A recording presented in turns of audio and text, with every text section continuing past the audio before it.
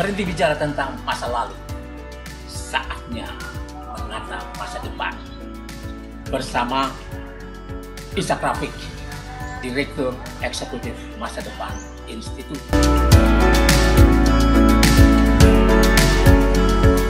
Assalamualaikum warahmatullahi wabarakatuh.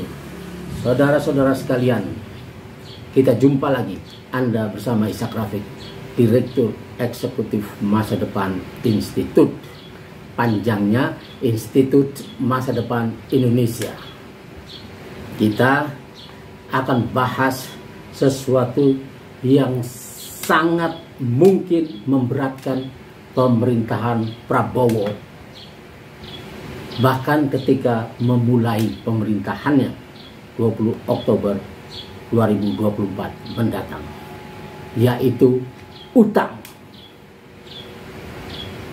Utang ini untuk sementara orang dianggap bukan persoalan.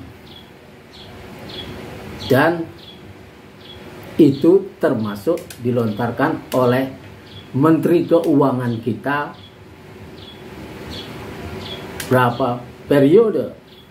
Sejak zaman SBY, kemudian 2 periode di zaman Jokowi, yaitu Sri Mulyani Indrawati. Katanya cuman orang Indonesia saja yang bingung masalah utang.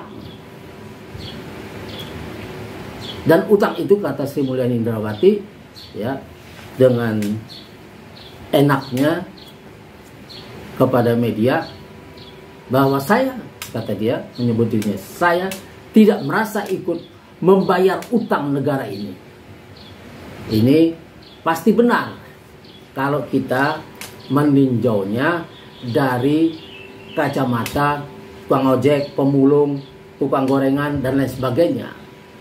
Tapi sebagai bagian dari pemerintahan, sebagai bagian dari rakyat Indonesia yang berpikir, kaum intelektual, aktivis, dan lain sebagainya, ini membebani. Sebab kita tahu, ya, utang ini akan ditagih kepada pemerintah oleh yang memberi utangan. Kemudian pemerintah akan menagihnya kepada rakyat Indonesia, pembayar pajaknya dan lain sebagainya, lewat kenaikan pajak. Makin beragamnya pajak dan pungutan. Lalu kenaikan BBM, kenaikan tarif listrik, air, kenaikan biaya sekolah, biaya perguruan tinggi, kemudian pengurangan subsidi pupuk, bibit, dan lain sebagainya yang akan menyusahkan rakyat. Ini ibarat seorang bapak, seorang kepala keluarga yang berutang banyak. Anak-anaknya jelas tidak ikut membayar utangnya. Tapi apa yang dilakukan oleh orang tua untuk bisa membayar utangnya itu? Dia akan mengurangi uang belanja anaknya. Yang sudah kerja dimintain duit. Kemudian biaya transportnya akan dikurangi. Kalau susah banget, maka sekolahnya tidak perlu 1 minggu 5 kali, 6 kali, tapi 2 kali aja, 3 kali aja, karena tidak cukup ongkos. Kemudian biaya makan di sekolahnya dikurangi. Inilah yang terjadi, sama seperti pemerintah menarik pajak, mengurangi subsidi BBM, mengurangi subsidi listrik, yang menaikkan tarif-tarifnya itu, mengurangi subsidi bibit dan lain sebagainya. Inilah yang terjadi. Dan kita sekarang pada zaman Jokowi akhir ini, utang itu sudah mencapai 8.800 triliun. Kalau digabung dengan utang BUMN, Pertamina,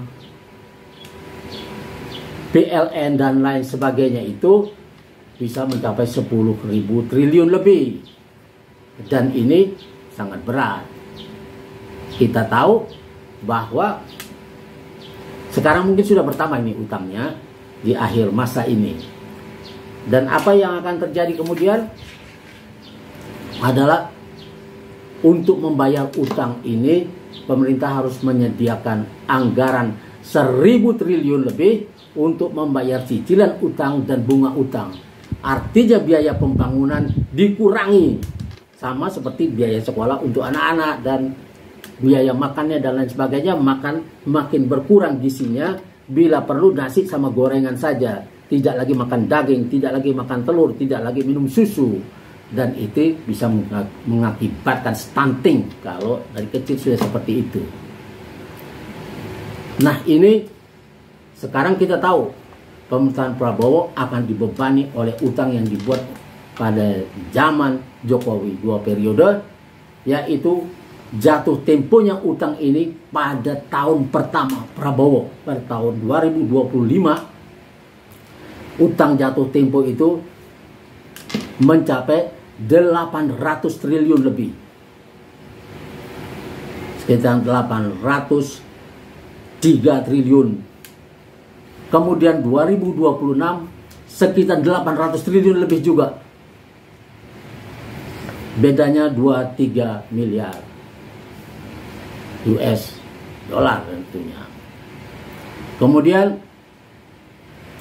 2027 sekitar 800 triliun lagi, lebih sedikit. Dan ini akan menjadi beban.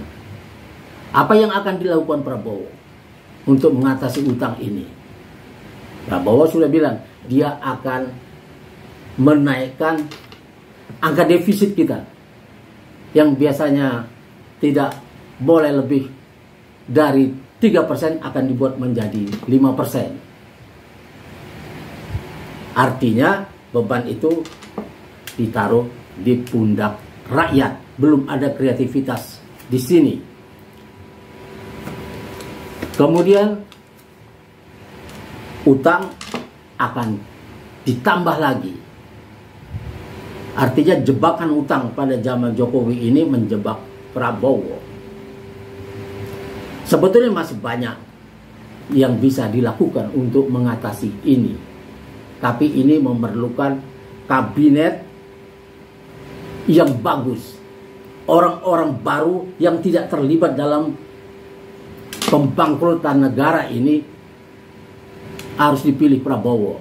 Orang-orang lama buang semuanya supaya tidak menjadi beban. Saya punya contoh yang bagus. 3 negara dalam mengatasi utangnya. Ini salah satu, ya ini cuma contoh saja sebagai opsi yang boleh dipikirkan.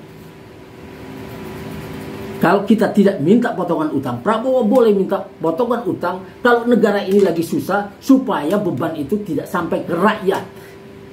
Yang harus ditarik pajaknya yang banyak adalah para pengusaha-pengusaha besar itu. Bukan mereka dikasih tax amnesty, tapi rakyat dibebani yang menyakitkan, menaikkan BBM dan lain sebagainya. Saya minum dulu. Nah, saudara-saudara sekalian, ada 3 negara yang pernah mencoba melakukan jalan lain. Artinya minta moratorium utang. Yang pertama adalah Pakistan. Pada saat itu di Indonesia presiden kita adalah Megawati Soekarno Putri. Musharraf memanfaatkan perang antara Afghanistan dan tetangganya itu sesama Muslim dan Amerika Serikat yang mau menyerang Afghanistan akan melewati udaranya. Musharraf bilang, saya akan dihakimi oleh tetangga-tetangga saya dan kawan-kawan saya sesama negara Muslim kalau saya membiarkan kamu lewat di situ. Tapi kalau saya biarkan kamu menggunakan udara saya perlu kompensasi. Dia berkata begitu kepada George Bush. Bush bilang, apa kompensasi yang kamu mau? Musharraf bilang, saya minta utang luar negeri Pakistan utang kepada Amerika Serikat dan perusahaan-perusahaan Amerika Serikat dipotong 50%. Dan sisanya yang 50% bunganya nol. Amerika Serikat tidak punya pilihan lain dan mengabulkan permintaan musyaraf.